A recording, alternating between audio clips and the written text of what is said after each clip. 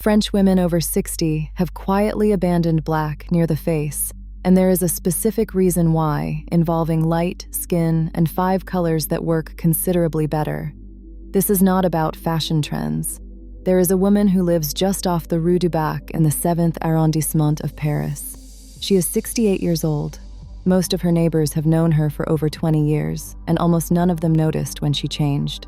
Her face didn't change. The haircut stayed the same, and so did her posture and the way she walked to the boulangerie on Thursday mornings.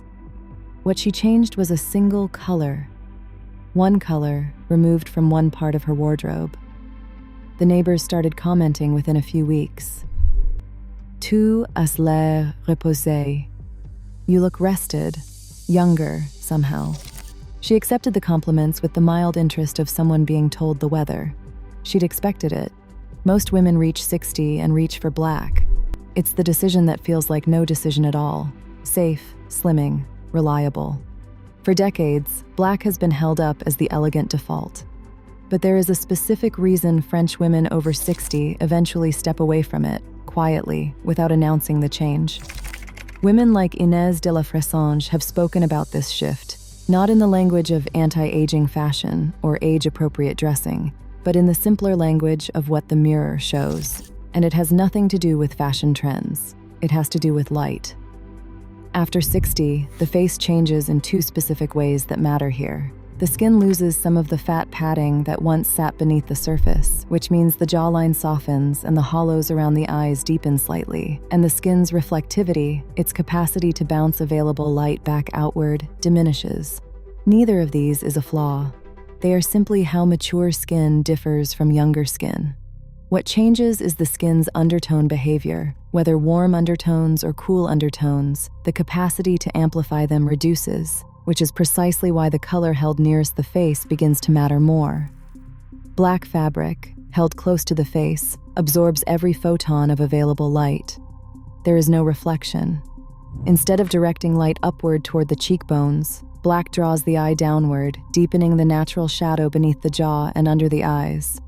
The effect is subtle, and most women don't notice it consciously. What they notice is that photographs taken at 60 look more tired than photographs taken at 50, even on days when they don't feel tired. They adjust the lighting, then the angle. The issue is rarely either of those. French women have understood this mechanism for several generations, not because it was passed down in whispers, but because it is observable. You can see it in a mirror if you hold a black blouse near your chin and then swap it for navy. The difference takes about 3 seconds. What you're observing, in practical terms, is a form of personal color analysis, the same principle that professional color theory formalized into seasonal palettes, applied intuitively at a dressing table. Navy is the first color French women reach for instead of black, and the reasoning is straightforward. It carries the same structural weight, the same quiet authority in a room, the same ease of pairing with almost anything, but it reflects rather than absorbs. Navy sends a small amount of blue-toned light upward. Against pale or graying hair, this reads as intentional rather than severe. For darker hair and complexions, it provides contrast without the harshness that black introduces near a 60-year-old face. For warm undertones and cool undertones alike, navy is the most forgiving of the 5. The French have worn navy in the way other cultures wear black for most of the 20th century. It appears in virtually every considered French capsule wardrobe in some form: a blazer, a straight trouser, a round neck knit. Navy is not a trend. It is what replaced black, quietly, at some point several decades ago, and nothing since has replaced it. The second color is ivory, sometimes called winter white. Not pure white. Pure white can be as demanding as black near a mature face, and it requires bright conditions to avoid washing the complexion out entirely. Ivory is softer. It reflects warm, diffused light upward, and that warmth lands on the face rather than exposing it. Near the neckline, ivory has the effect of lifting the complexion slightly, brightening without bleaching. For complexion matching purposes, ivory is one of the most universally forgiving shades in this group, working across the full range of skin tones. It's also one of the most practical colors in this group. An ivory blouse works across every season and layers under almost anything without disappearing. French women who keep their capsule wardrobes small tend to keep one ivory piece in permanent rotation near the collar. The third color is camel. Not beige, which can read as flat and colorless, and not tan, which carries too much yellow for many complexions. Camel specifically, the warm, amber-adjacent neutral that carries a kind of inherent expense without announcing it. Near a mature face, camel works because it adds warmth from the outside. After 60, the face can lose some of its natural color, particularly across the cheeks and in the under-eye area. A camel neckline or collar returns some of that warmth, creating the impression of a complexion lit from within. It is particularly effective for those with warm undertones, though it flatters broadly. It is not a delicate color. Camel coats and camel knits have appeared in French street style for nearly a century without disappearing, which is itself a reasonable signal about how useful the shade actually is. The fourth color is the one most women over 60 haven't considered. Soft teal, not the bright, saturated version from the 1990s, but a muted, slightly grayed interpretation. Coloro, which tracks color adoption across the global textile industry, identified a shade in this family named transformative teal as a leading tone of 2026. The reason it translates so well for women over 60 is specific to one feature. Gray hair contains a blue-silver undertone. Soft teal activates that undertone. For gray hair styling specifically, this is perhaps the most effective color in this group.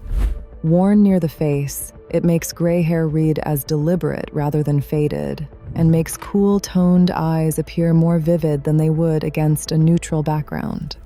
The overall effect is that the person looks more vivid, without anything about the face itself having changed. Not everyone will reach for teal.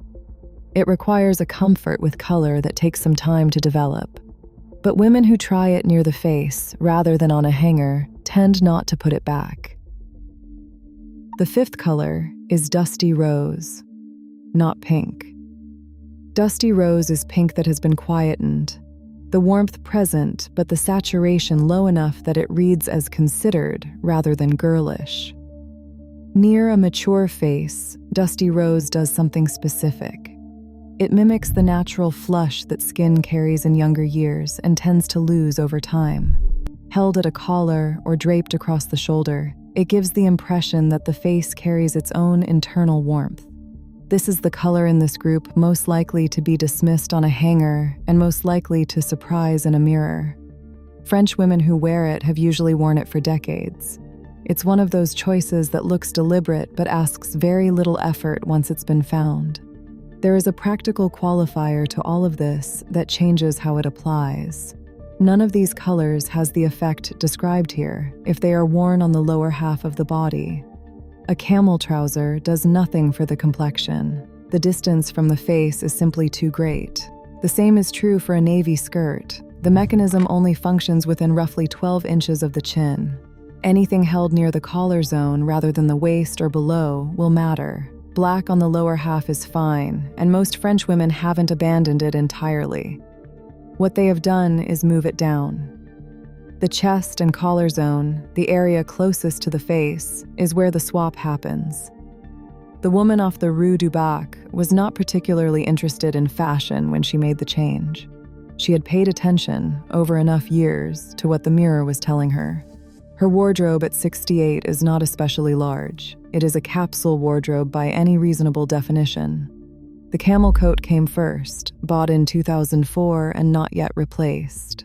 Her ivory blouse has been replaced twice. A dusty rose scarf goes on from October through April and does not come off until the temperature makes it unnecessary.